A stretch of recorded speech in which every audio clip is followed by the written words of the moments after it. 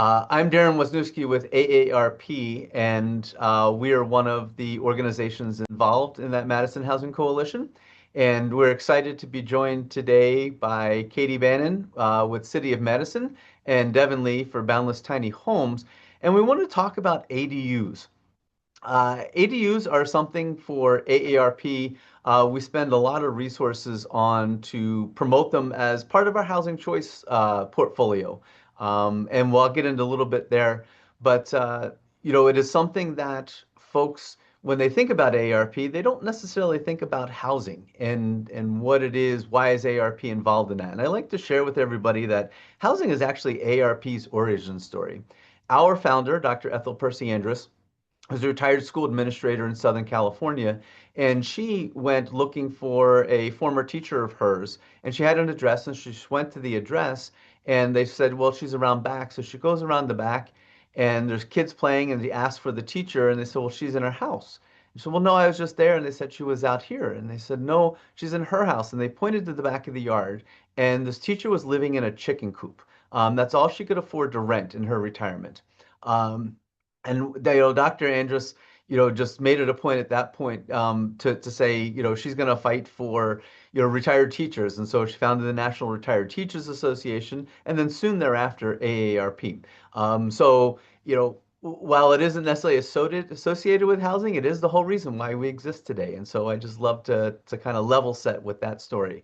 So today we'll get started. I'm going to share just a little bit about why AARP believes ADUs should be in part of the housing choice portfolio. Then I'll turn it over to Katie to talk a little bit about building an ADU in Madison and where they've been. There's been a lot of evolution in the ordinance. And as Devin and I were talking before we all started, that shows that the best things that ADU ordinances are not really meant to be set in stone once they're done. You kind of tweak it each time as you're learning new things from the market. And so kudos to the city of Madison for recognizing that and moving things along. And then Devin will wrap us up and he'll share a little about his perspective and what he's seeing in the market and why he got started. In the meantime, we'll take questions at the end. There is a Q&A button, so drop your questions there and we'll take care of those at the end. So right now, I'll get started. And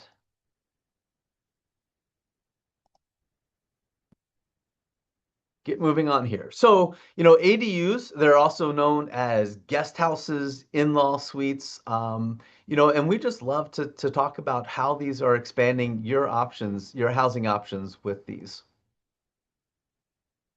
So accessory dwelling unit, for those who might not be fully familiar, but just so we have a clear understanding of what we're talking about here, it's a small residence that shares a single family lot with a larger primary dwelling. It's an independent living space. It's self-contained. It has its own kitchen or a kitchenette, its own bathroom and a living room and sleeping areas. In the illustration on your screen, there are highlighted examples of ADUs. They could be attached to the structure on the left or standalone units as the ones on the right. They can be found in cities, in suburbs, and rural areas, yet are often they're not noticed because they're positioned behind or indistinct from the main house. So you can see in the illustration. Because ADUs are built on a single family lots, they're secondary dwellings, so they typically can't be partitioned off in many municipalities to be sold separately. You might have heard of tiny houses, and so I just want to set again, what the difference is. They're kind of, they're similar to tiny houses, but not necessarily. ADUs are compact, but not teeny. So they're more practical option for individuals or couples or small families seeking small affordable housing. And when we talk about how they're indiscreet, we had a member of ARP's executive council. We did a missing middle housing tour here in Madison with them, and then soon thereafter, he took a trip out to Seattle, Washington, and he came back with all of these pictures, and he made it a point on his trip just to find the ADUs in the back of the Seattle lots because they're really popular out there. And he was telling me just how hard it was to find them. They just don't, you don't see them from the street. So ADUs, historically, they've also been called in-law suites or guest houses. I came to Wisconsin from Ohio, and I spent a lot of time in Columbus, Ohio, in the German Village neighborhood, and we had carriage houses back then. They're also called guest cottages or in-home apartments. So they have a wide variety of different names. Until the 20th century, ADUs, they were commonplace in many backyards. And at that time, there were few or no zoning rules that would prohibit them from being built. There also were very few municipal services or infrastructure like utilities, roads, schools, trash collection, or first responders to have to factor into is it practical to build an ADU. Modern zoning laws take all of these aspects into consideration when allowing for ADUs. ADUs began to make a comeback in the 1980s as cities explored ways to support smaller and more affordable housing options within the single dwelling neighborhoods. When we think of smaller housing options, I love to point out, we know that in the 1950s, the average house size, single family house size was about 950 square feet. That's what people raised their families in. Today, we had Chad from Madison Area Builders Association on our Monday market update. And Chad has shared many times in Dane County, the typical, average house size right now is over 2,500 square feet and sometimes approaching 2,700 square feet. So these are larger houses. We've doubled and almost tripled the size of what we're living in. And so as we look at how do we fit more people in, smaller houses become one of those options. In the photos, we can also see some examples of ADUs. One is the apartment above a garage, and that was what I was most familiar with when I talked about carriage houses. They also see an ADU attached to an existing house and two types of converted garages that provide separate living. The photos all show very different kinds of housing options, but they all can be considered accessory dwelling units. So I want to share some data that AARP collects. Every 3 years, we do a home and community preference survey. And so the most recent one was conducted in November of 2024, and all the results were tabulated in 2024. So we're about a year and a half into where this data is at, but it has shown markedly the same trends over time since it first began in 2010. And so we can see that from our home and community preference survey of adults in the US, they prefer to live in their own neighborhood as they age. And you can see the survey results here. 74% of the respondents said they wanted to remain in their community for as long as possible. And 75% said they wanted to remain in their current residence for as long as possible. So, almost 3/4 of the respondents said they wanted to stay where they are. Communities have become a source of support and engagement for residents, particularly for older adults. And the AARP survey finds that many adults aged 50 and older are willing to consider some other alternatives, such as home sharing. And about 1 in 4 could consider when asked if they would consider building an ADU. Other surveys that we've conducted show a majority of Americans of all ages prefer to live in walkable neighborhoods that offer a mix of housing and transportation options and are close to jobs, schools, shopping, entertainment, and park.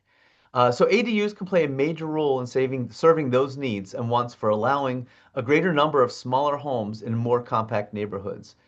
ADUs can be thought of as family-friendly, multi-generational housing options, and they're important and sometimes overlooked components of making our communities more livable. So ADUs can help with these kinds of needs and wants as well. So let's just consider for a moment how people of all ages and all life stages can make use of more flexible housing options, such as ADUs. So if you're interested in age-friendly housing or aging in place, you might realize your current home might not fit that bill. It might have a lot of stairs or it might not be designed for you to age safely in place. But you can construct an ADU with universal design features such as zero-step entry, wider doors, accessible kitchens and bathrooms that'll really improve your quality of life and safety as you grow older. Individuals in need of care, they can also reside in an ADU to be near family members, or they can use the ADU to house a live-in aid. In some cases, accessory dwelling units can be affordable and more comfortable alternative to assisted living facilities or nursing homes. Just talking with somebody this morning, and the cost of many of those facilities is now approaching $13,000 a month. So, the assisted living is not an inexpensive option. And if ADUs can suit that bill, then it's something to look into. Empty nesters can build ADUs and move into it and then rent out the main house if they're looking for some supplemental income, or make it available for their adult children if they'd like them to move nearby and the children need a home.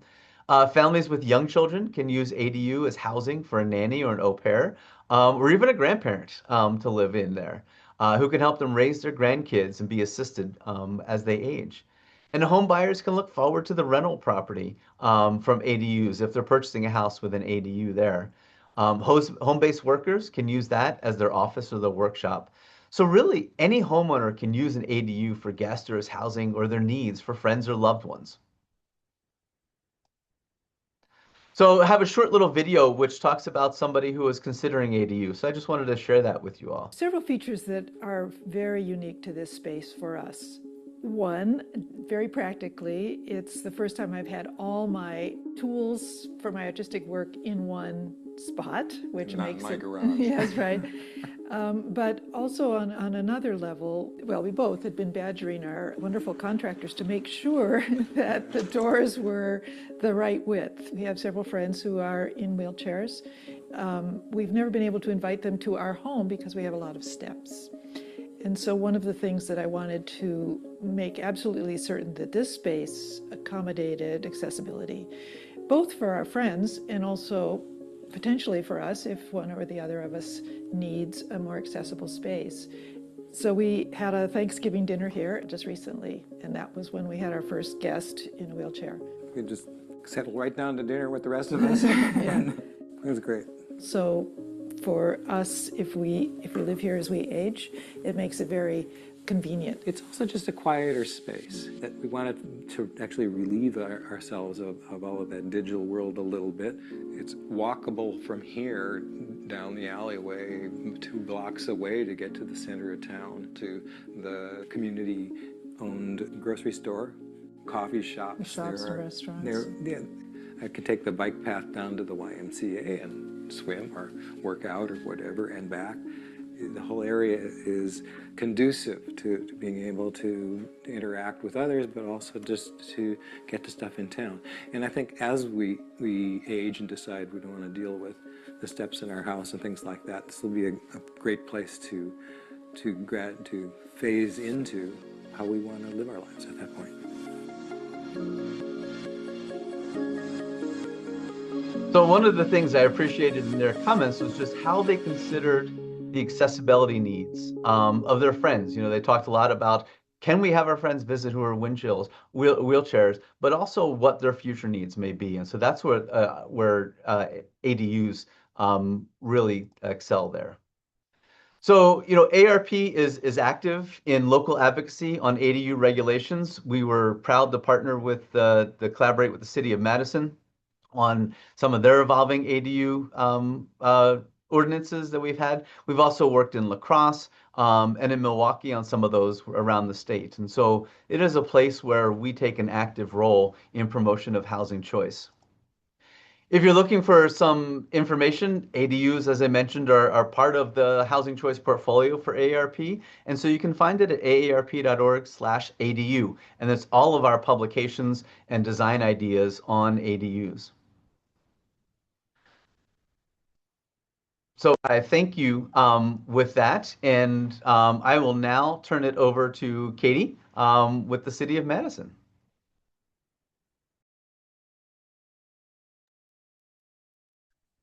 Great. Thank you, Darrin. I'm going to share my screen here. I have a presentation as well.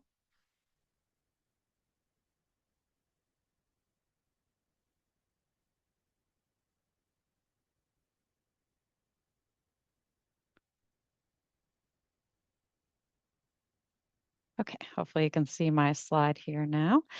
So thank you, Darrin. Thank you to AARP Wisconsin for including me in this Madison Housing Week webinar. I'm Katie Bannon. I'm the zoning administrator at the City of Madison. So in my role, I lead the team that's responsible for reviewing all development projects, new uses, new businesses coming into the city to make sure they meet the zoning code and ultimately enforcing that code. What's the zoning code? The zoning code is the city's laws regarding how property can be used and developed. I also work on changes to the zoning code, like the zoning code housing reforms that have recently been completed under the mayor's Housing Forward initiative. As I think we all know, Madison has been experiencing some significant population growth, and it's expected to continue growing. It's a great place to live. More people want to move here. So I won't repeat too much of what Darrin already shared about the benefits of ADUs and why they're an advocate around this issue. But in the city of Madison, where much of our land area is already developed, we really look at ADUs as a way to expand housing choices in existing neighborhoods, providing an additional option that responds to those changing household sizes, demographics, and just overall growth in the city. If we're not thinking about how to do growth within our existing areas, we're really missing an opportunity to add additional housing. As Darrin mentioned, we've really been thinking about this incrementally in a lot of ways. And I don't think we're alone in having that approach. It's kind of you're testing something out, seeing what works, and what are the barriers that remain? How do we continue to move the city forward, make ADUs easier to build, expand properties which they're eligible to be built on. So this is a really high-level summary of those various code changes that we've had over the years, but it really started in 2013, just allowing ADUs or accessory dwelling units as a conditional use. So these had to receive approval from the city's plan commission in a public hearing. And then in 2021, ADUs were made into a permitted use. So permitted use means if they meet the city's rules, they just receive their administrative approvals from staff and can move forward. In 2024, the code was further changed to allow ADUs on properties with up to 8 units. So the idea is we may have some small missing middle type multifamily properties that would also want to take advantage of building a 1-unit ADU, either attached to the building, a little more difficult, or in the rear of the property, separate from that main building or detached. Previously, we'd only allowed ADUs with a property that had a single family house on it. So as part of that change, the required owner occupancy deed restriction that was in place at the time was also removed. And then last year we had several changes. The maximum square footage was increased and simplified in how we look at that, and the bedroom limit was removed. And then later that year, we changed so that ADUs can be allowed as a duplex if they're detached. So now I'm going to really dig into some of those nitty-gritty zoning code things. So stick with me. As mentioned in the previous slide, the principal building, that's what the zoning code calls it, the main or non-ADU structure can have a maximum of up to 8 units, 8 apartments within the structure. Could be a single family home all the way up to an 8-unit apartment building. There's a maximum of 1 attached ADU. So attached ADU built onto an existing building or remodeled to add that additional housing unit, home, or detached. So that's a separate structure. That can be a single unit or a duplex. And it's one or the other. You can't do both. Whoop. Sorry, I skipped ahead there prematurely. So again, attached ADU, these are the building additions or remodels. We'll often see like maybe a basement get remodeled into an additional unit. And egress windows added to be able to add a bedroom and things like that down there. So for these, because they're part of the main structure or principal building, their maximum height is determined based on what the maximum height would be for that main building already. So in most of our 1 and 2 family zoning districts, that maximum height is 35 feet. There's a maximum size of 1,000 square feet in floor area. And the setbacks for this building are the same, whether they have an ADU or not an ADU, just what applies to that principal building. For a detached ADU, so this is a separate building, what our code calls an accessory structure. The maximum height here is 25 feet. There's a building footprint maximum of 1,000 square feet. And the setbacks, where we typically see these, is more to the side or rear of the main house. So if they're behind that rear plane of the house, it's a 3-foot side and rear setback. To dig a little bit more into detached ADU design, what do we mean by building footprint? Sometimes this is confusing to people. I think this graphic helps a little bit to explain that. We're looking at the overall dimensions on the outside of the building, so not square footage. We're not counting it as a bigger building footprint if you have multiple stories. It's all just kind of those exterior perimeter dimensions. However, if we have something like a cantilever that's, significantly hanging over, get sometimes some interesting designs like that think, oh, maybe I can go over 1,000 like this. No, we include those as part of the building footprint. But they can include multiple stories, including a basement. We've seen a few of those more recently. And they can be in the same structure as a detached garage or other storage space. So moving away from the zoning code, I work in the Division of Building Inspection, so work very closely with some of our staff here who work on building code. And I asked, are there any things around that are worth sharing with the group? And there were a couple of things that they mentioned. So one, just from a building code perspective, accessory dwelling units are not a separate building type in the building code. You won't see that listed anywhere. Typically, they're going to be one or two family. If they're that detached or even attached to a single family, it's still under that Wisconsin Uniform Development, or I'm sorry, Uniform Dwelling Code. If someone was going to add an ADU attached to a multifamily building or a mixed-use building with up to 8 units, in that case, you're looking at being under commercial code and really reviewed no differently than any other single or two family or multifamily project. So that's significant. You're building another dwelling unit. Another thing that they've seen come up is because these do have a smaller footprint with multiple window and door openings, often to think about how to really efficiently design these smaller footprint ADU houses. Bracing can become a little more complicated, so that's something, it's a good idea just to keep in mind up front. There's other important considerations that I think are worth mentioning, again, outside of the zoning code. So this is a new additional home. Utility connections are a really important thing to plan for from a site design and cost perspective. ADUs have to have their own electric meter and service panel for water. The existing water lateral on the site may not have the capacity to serve both that main existing house and an accessory building with an ADU in it. So be thinking about that. Attaching, sewer as another thing. Depending on the existing sewer lateral placement, it might not be able to serve both homes. So those are some significant considerations that you want to think about very early in the process. We've also seen that easements can be something that people don't think about and can be an obstacle. So easements restrict how parts of a property may be used and by whom. So a common thing we'll have is a utility easement that's reserved for the use of the utility. Often these areas are not buildable. So it's something you'll want to research and know about upfront on your property. And lastly, the City of Madison charges a park impact fee for any new dwelling unit in the city. That supports our ability to still continue to have great parks in the community that serve everyone. But that is a charge that you want to be aware of upfront, needs to be worked into the project budget. So after learning all these details, you're still interested in building an ADU. It's a two-step process. So the first part is what we call site plan review. And this is a multi-agency review process where the various agencies that have some kind of a code or thing that they need to do, like establishing an address for the ADU, looking at the easements, making sure all that's good up front, happens through that site plan review process. If it's in a local historic district, landmarks would be involved. Forestry, if there are any changes to the terrace area, because we are very protective of our street terrace trees.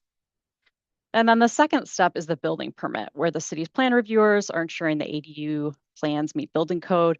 And then the second or concurrent at times step is just zoning, verifying those building plans match what all the agencies reviewed in the site plan review step. So here's just some information about who to contact if you're interested for more information. We do have a lot of information on our website. Unfortunately, I didn't have like a good short URL, but if you go to cityofmadison.com zoning and search for ADU, you'll find there's a page about detached ADUs and a page about attached ADUs, because as I mentioned, they have a little bit different rules. And certainly building code considerations are different on each of those as well. Our email address is zoning@cityofmadison.com, and we have a phone as well that we staff for zoning. But just reach out early in the process. Happy to discuss multiple times as plans change and you have different considerations. It's a good idea just as you kind of iterate on the project to just make sure that you're not missing something when it comes time to actually submit for your project. And then lastly, here's my contact information. If there's anything want to reach out to you about housing policies, zoning code, happy to discuss. And again, thank you, Darrin, for the opportunity to speak with the group, and excited to hear what your questions are.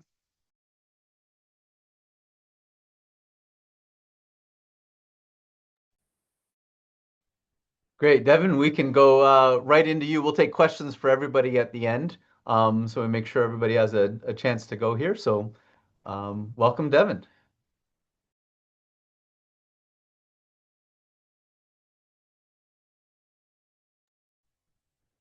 Everybody, sorry, just excuse me as I get my computer set up here. But I'm Devin Lee, and I'm the founder of Boundless Tiny Homes here in Madison. And we focus exclusively on building ADUs. And I'll get into that a little bit here in the presentation too. But basically, what I want to touch on today is why I started Boundless Tiny Homes and that personal conviction behind what we're doing here. We'll talk about who's building ADUs, why they're building them. From there, how we think about building ADUs the right way. So I think there's a lot of things that can be done better, and we're hoping to create some positive change in that regard. And then I want to touch on the life cycle of an ADU. Darrin touched on this too, and I think it's a really powerful element to look at when you're looking at ADUs and the feasibility there, and then just some market stuff with Madison in the area. So why I started Boundless Tiny Homes a few years ago, I really started paying attention to something that was genuinely like troubling me. Assisted living facilities that, like Darrin mentioned too, they're exceeding $10,000 a month. He mentioned $13,000 a month. For a lot of families, that's not a choice for them. It's the only option they know about, and that's the key word there is know about. And I think it's awareness is a important factor there.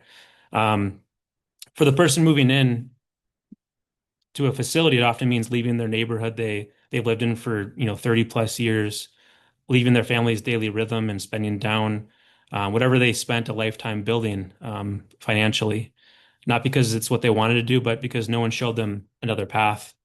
So I was kind of seeing that happen more and more, and I was like, I can't. There's got to be something better. So that's what drove me to start this business. It was a conviction, and I genuinely believe that we have a responsibility as a builder, myself, as a community, as a society, to take better care of our aging population. And I truly believe that ADUs are one of the most powerful and underutilized tools to accomplish that. So comparing, ADUs to assisted living, looking at this comparison here, a family finances an ADU for an aging parent, for example, all in, they can finance that thing for, $1,500 a month, for example. Compare that to $10,000 for a facility. That can really make a big difference. And it's not just the cost difference either. It's the nature of that cost. At a facility, every dollar is a sunk cost really into that facility month over month. And there's not much to show for that. With an ADU, it's building equity, and it's a real asset that they're building over time. So that's a really powerful aspect to look at. And with ADUs, you could have grandma in the backyard, not across town, not on a visiting schedule, not behind a front desk sign-in sheet at a facility. We use the phrase keeping family close, but not too close. I always get to chuckle, but it's true because it captures something real. The privacy matters, independence matters, and an ADU gives aging parents both of those on their own terms and on property they already own, and either them or their family. And that's the whole idea. That's why we exist. So who's building ADUs in Madison? What we're seeing and what we're building here. The first group basically is focused on family proximity. And so this could be parents moving onto an adult child's property or vice versa. They have a private entry, independent living, a shared lot. This is the aging in place case, just as described, but it goes both directions. The second is that aging in place, specifically a homeowner in their 60s or 70s who wants to downsize but stay on their property they've lived in for so long. They move into the ADU, maybe rent or gift the main house to a child or a rental tenant, for example. And then the next use case that we're seeing is income and long-term rental to offset their mortgages, bringing in some extra money for the family, It's a great opportunity in Madison, especially when there's larger lots. If you have the space for it, it can make a lot of sense for sure. And then the fourth is really that long-term value and appreciating second dwelling on a lot that's appreciating in this market. It definitely makes a lot of sense. So a couple of things we're seeing. We kind of see like the two ends of this spectrum, and I think there's definitely ways that we're seeing that it's done wrong. And once a family decides that ADU makes sense, the next question is how you actually build it. And on one end of the spectrum, you have custom home builders or established remodelers. These are often really great companies that do quality work, but their business model is really built around projects in the multiple six or seven figures. When a homeowner comes to them and wants to build, a 600 square foot ADU, we refer to that as, they kind of consider that their nuisance project. So it's not something that they really want to do. It's not the right size for their crews. It's not the right margin they're used to. And that their pricing reflects that. And on the other hand, you have investors that are adding ADUs to their existing rentals, and they're really focused on speed and cash flow for their bottom line. Often, unfortunately, we see this happening where they're building it as cheaply as possible to rent it as quickly as possible. And the person living in that unit ends up in a space where corners were cut. And again, we're seeing that through subcontractors and just kind of seeing that the quality of work. It's unfortunate to see that situations where the HVAC is not sufficiently sized, or there's cheap windows, or the finishes look fine on day one, but they fail within 3 years. And from my standpoint, that's not acceptable. And we're really we cherish that opportunity to build an ADU, and I think builders need to do that. And like I said, this isn't a blanket statement, but I think that we're seeing a lot of these cases, and I think there's an opportunity for everyone to step up and do it better and do ADUs justice, because it's a valuable opportunity for people to add to their property and keep family close, and we want to make sure that we're doing it right by them. So we will not cut corners if it compromises the end result, and I think no builder should do that. And we do the work up front to make sure that that's the case, with supplier relationships established ahead of time, with material selections and design systems. So the quality and value are not mutually exclusive. And I think we've done it, we're doing it, and other builders can do it as well. And it just takes intentionality around that. So one project we're seeing here, so we're actually building a unit on Lake Wabisa, and the homeowner wanted to build a 1,000 square foot unit. And before they found us, they went through 5 different builders. And the last bid they received before they came to us was $975,000 for a 1,000 square foot build, with standard finishes comparable to our level of finishes. And for example, we're doing that same project for $300,000. And that just shows that, like, when you have a builder that's really used to these higher ticket item properties, they're just not established to make that work. So it's really a difference in philosophy, and it's fundamental to how we're doing things. And if we want the ADUs to thrive in Madison, we need to kind of focus on operations focused on building ADUs and not general construction projects across the board. It's a different animal altogether. So here's a little bit about what a project looks like with us and with a common construction practice. So step one for us is always feasibility: lot, zoning, setbacks, utility, budget. Is this even buildable? We start here before a dollar is even spent on design. Oftentimes, this is skipped, unfortunately. Families will pay tens of thousands of dollars for a design before anyone even checks whether the site works or the budget is realistic. We start with feasibility every single time, and that's key. So step two is design. So now we're in that second stage, and the plans that fit the site, the code, the client's lifestyle and needs.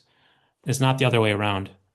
Then we go into permitting, construction, and occupancy. Each phase has its own complexities, but the key insight is this: if you get step one right, the rest of the process is so much smoother. We've seen that over and over and over again.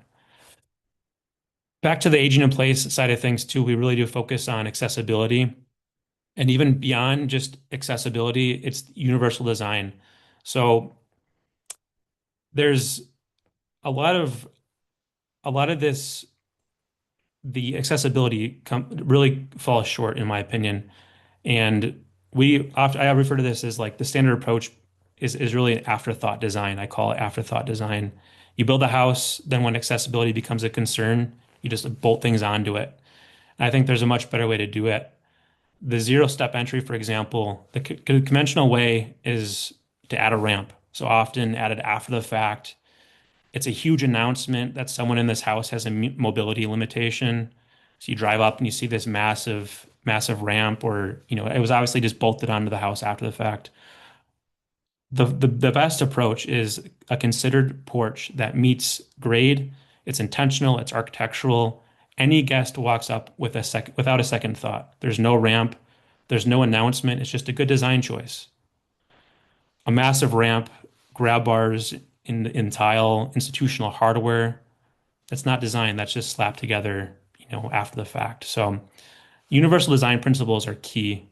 And when you design for the full range of human ability, from the very beginning, the features that matter when someone needs them become invisible when they don't need them anymore. So that's the key. And kind of on that same vein of thought, we refer to the life cycle of an ADU. So it's a long arc of what an ADU actually does for a property over the lifespan of this. It's not just a one shot, one use case project. Most people think about it that way as a single context, but it's a single structure, but it's a flexible asset that serves completely different purposes at completely different life stages. So phase one, you may rent it. That income offsets your construction financing or your mortgage the unit is producing while the family's needs are still years away from shifting, but you're still kind of thinking ahead. So that next phase is where a parent is getting older. And so it's like I said before, instead of that 10,000 a month for a facility, the family can transition to this unit. The parent moves in, you have proximity, visibility, daily connection, and in this case, you're 40 feet away instead of 40 minutes away from your family. And then as circumstances change again, life happens. You could rent it again, bring in an adult child, use it as an office. The unit has a new life because it was designed to be adaptable. And throughout all of this, the underlying asset is appreciating. You're not spending money on care and watching it disappear. You're spending money on real property that is growing in value. ADUs aren't just a housing solution, they're a family infrastructure decision. So some ways that ADUs can go sideways during construction, it's really important to understand the risks, as part of making this decision. So a lot of times you could have underscope design, a plan that ignores the site's grade, utilities, or setbacks. Soft cost surprises like survey, soils, utility connection, impact fees, all these things that even Katie mentioned and Darrin mentioned before too. These are line items that hit late if nobody accounts for them up front. So it's really important to be aware of that. So sometimes it's just not the right fit with the builder. If it's treated like a side job, you have change order creep, you have ambiguous scope that becomes a series of expensive mid-project decisions, permit surprises, payment and lien risk, all these things.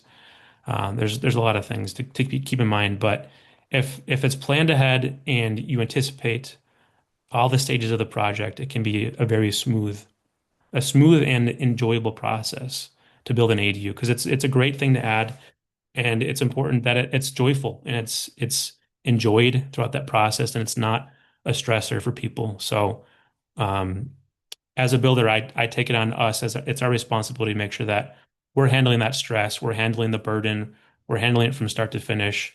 And I think builders that should be a bare minimum standard. So a little bit about the market here in Dane County, what we're seeing, the regulatory side of things.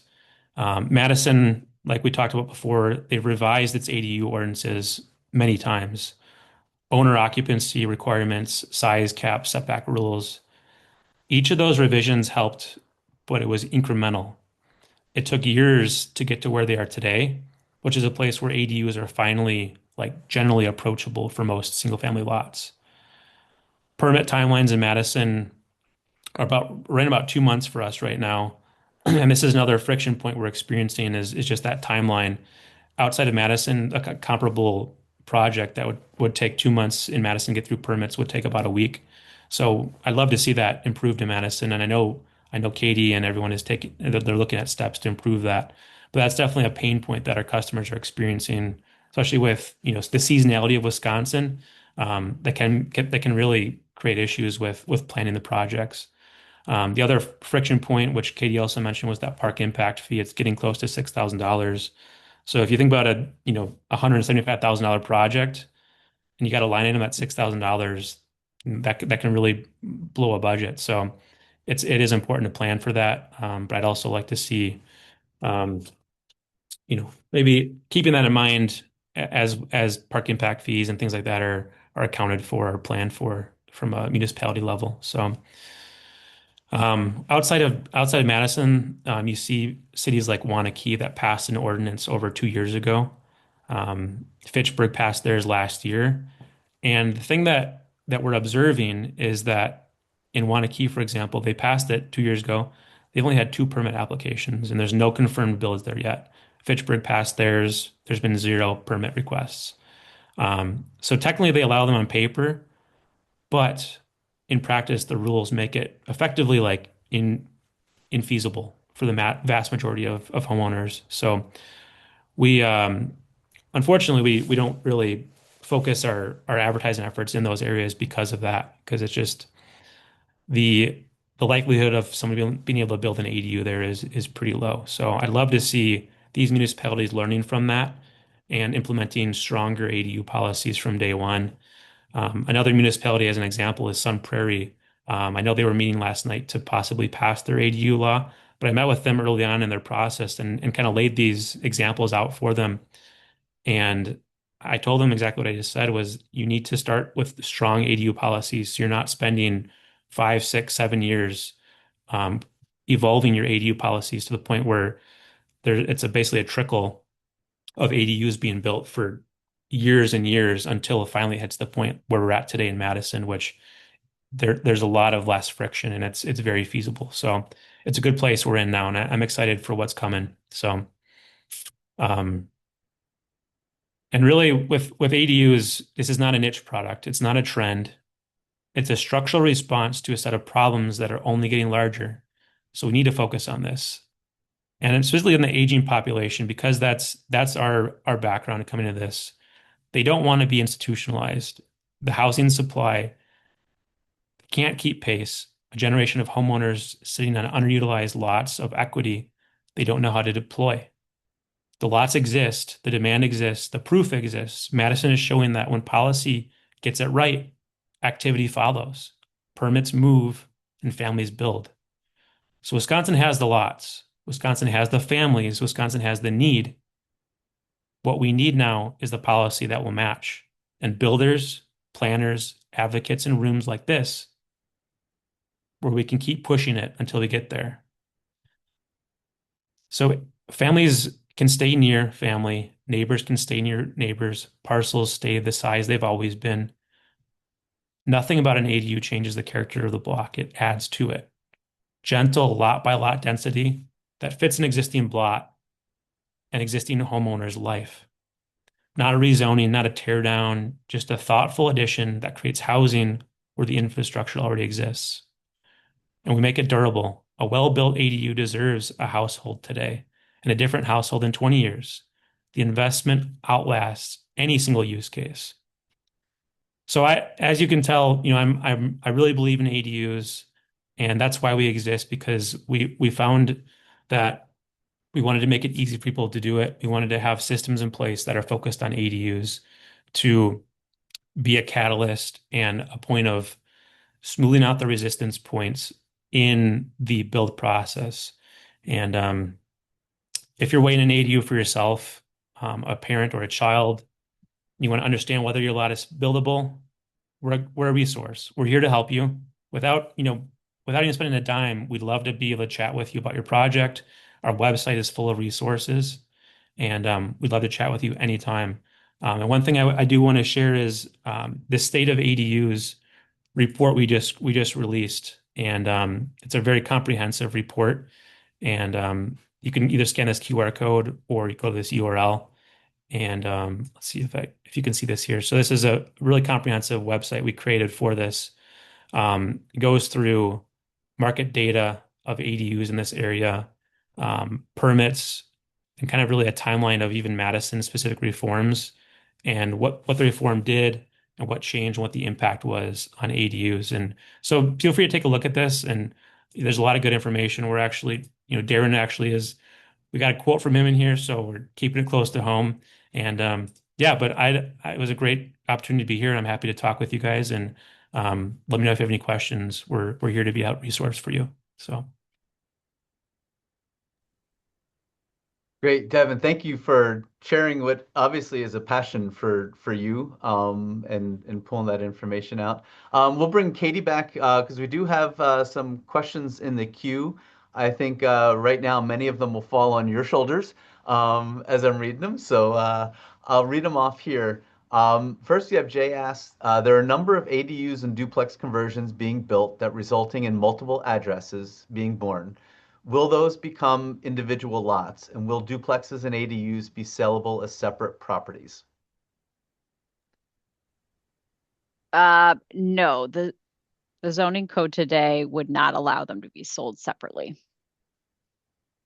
Great.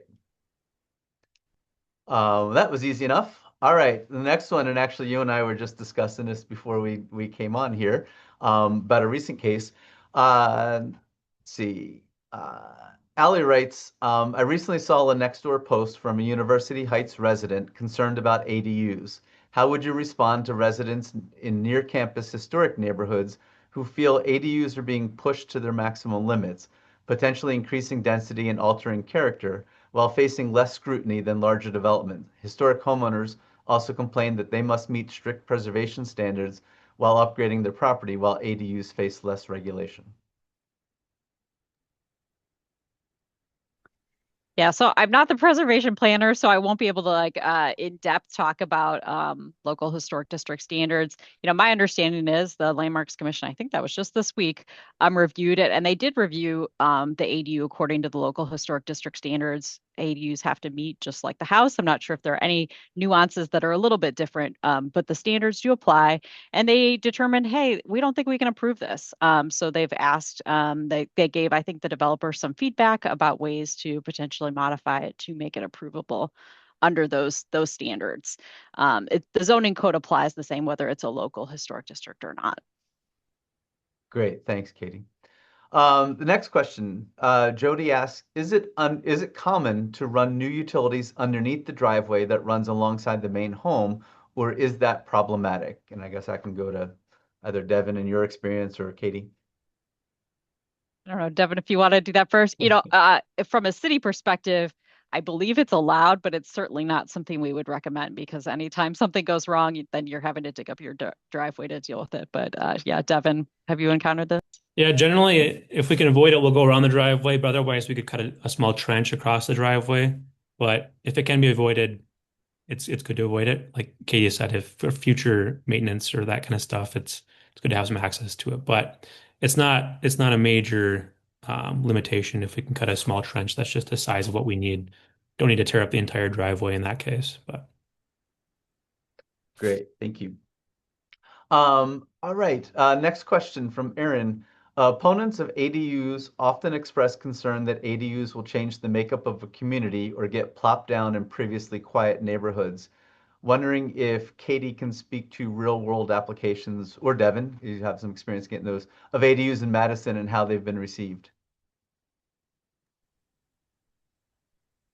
I think it's really varied because sometimes neighbors are really excited about having an ADU. Other times not so excited. And I would say that's not that different from other building projects we have where, someone's building an addition on their home next door or shed even, and it's a change and it's something they didn't expect. And they're kind of like, why didn't they have to ask me if I was okay with it? But not everything, requires a neighbor to sign off on it. The idea is that the city's plans, which inform the city zoning code and what it is, they encompass what the city's goals were, what we we want for the future. And so if it meets those zoning code requirements, then it can be built. But I know it's definitely something people really love Madison, and change is a really big deal. We love where we live. You look out the window and it's not what it was before. So sometimes it is just an adjustment process too over time, meeting those new residents in the ADU and accepting them as just, oh yeah, just additional neighbors, part of the community. But I'm not saying it's always easy, and we do certainly sometimes get complaints. Great. Yeah, and I could just even speak from personal experience. There's a neighbor who's putting one up down the street from me. And in talking with some of my other neighbors, and it's not me, they were up in arms that this was happening. And now that it's built, like you really have to look for it. It isn't obvious that it's there. You have to be looking for it there once all the construction equipment comes out. That's what I was going to say too, Darren, is if it's tastefully done, it can blend in the house like you'd almost not even know it's there. But again, that comes to it being tastefully done in the first place. We just finished up one over by the zoo, downtown Madison, and there was, in this specific situation, one neighbor was not happy because we were building a two-story, so a two-car garage below with a ADU above it. And in this case, the neighbor would kind of have a bit of blocked views there. And so they were a little bit upset, which I do understand that. And we just encourage the homeowners to empathize with them and stay in good terms with them, not to create a point of tension because they're going to be there for a while too. So obviously just be neighborly. But at the end of it, now that it's done, the homeowner is like, this is beautiful. So it really just, during the construction process, things are stressful. There's a lot of unknowns. And, when it's just a wood structure, it can look kind of obtrusive. But then when it's all said and done and it blends in with the house, it can be a beautiful addition. So. Great, thank you. All right, next question. Are there any local ordinances that specify senior-focused ADUs, requirements around being stairless, fully ADA compliant, proximity to public transit or medical services, etc.?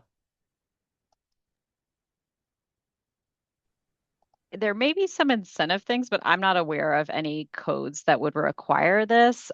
In Wisconsin, we do have like a minimum maximum building code that we're not allowed locally to go above and beyond. So I don't think we'd be able to require it, but I'm not the building code expert. Devin, I don't know if you've experienced anywhere else that has had requirements around Yeah, that. unless you're in commercial, which there are requirements, but in residential, there's not requirements. But I do think it's a good practice to keep some of those things in mind. Like I mentioned, the life cycle of an ADU. There's things you can do where it feels transparent. It doesn't feel like it's ADA. You can do. There's design decisions. There's new even like in a new build we're doing that's fully ADA compliant. We're using multi-purpose hardware in the bathroom, for example, like towel racks and that kind of stuff that also double as grab bars and those kind of things. So that way, no matter the use cases, it can be still functional, and that's not a code thing, but it's just a good choice, I feel like. Great. Okay, next question as we go on here. Do city or village ordinances trump neighborhood DRCs? And I'm not familiar what DRCs are. Um, I wonder maybe it's architectural review committees. So some neighborhoods, and feel oh, free to follow up if that's not what was intended with DRCs. Some neighborhoods do have like private covenants that are enforced through a private architectural review committee. City's not a party in those agreements. We don't actually know what's in them, but they can be enforced privately by everyone who's kind of part of that contract of whatever the rules are. great, Oh, thank you. deed restrictions and covenants. Thank you. Uh, Um, all right. What are the total fees for an ADU? A park fee of $6,000 sounds extreme, as that main home most likely never had them when the plat was approved.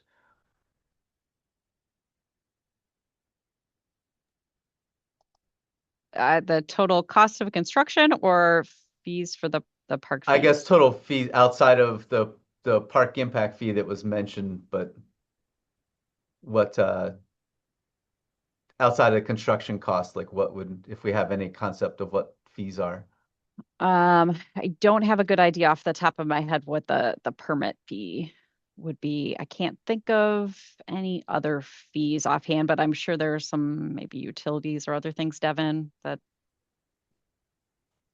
Yeah, we generally it's the city permit fees end up falling in under $2,000. I know offhand, but I don't have the numbers exactly, but I know they don't go beyond 2,000 from what we've seen. So the park impact fee is definitely the biggest one. All right. And the last question that we have in the queue, which would bring us right to time, so perfect timing there. What are the ages of the main home or homes that are getting approved for ADUs? Were these pre-1970 neighborhoods? Or if you have an idea of the newest age of the main home where the ADU was built? I do not have that information offhand. Of what has been built in Madison, but it certainly has been a variety. I think with land values being higher and higher demands near downtown, we've seen some there, but also a lot of times these larger lots with newer homes are a little bit easier in some ways to figure out how to fit an ADU and make it all work, utilities and everything else. Um, so I think it's really been a variety. We have had certainly some more kind of suburban subdivision ADUs more recently. Great, thanks. Devin, do you have any thoughts on what you've seen on that? It's a wide variety of ages, but I would say like there's definitely a certain point where for most ADUs we can tap into existing utilities regardless of the age. As you get older, the newer homes have a bigger utility runs usually that are more um they're more we're able to scale to the ADU a little better. Sometimes, for example, like a power panel, if it's only 100 amps, we'd have to upgrade that service. So a lot of the older homes have that. So we run into all those though. So across the whole gamma, we see that. We just have to account for if it's a certain age and if the panel is a certain size, we have to upgrade it. So Great. Well, Katie and Devin, I want to thank you both for participating in Madison Housing Week. Devin, I saw on your slides you had our theme of rooted and rising, and you really took our question to heart and how, as Madison grows, do we stay rooted in the people in the neighborhoods while creating good housing policy? So, thank you for sharing your knowledge with everybody here. This will be recorded. And so you'll get an email tomorrow with sharing that recording, that link to there. So we appreciate everybody who took the time to join us and answer questions. Thank you, and hope to see you at the rest of the Madison Housing Week events. Take care, everyone.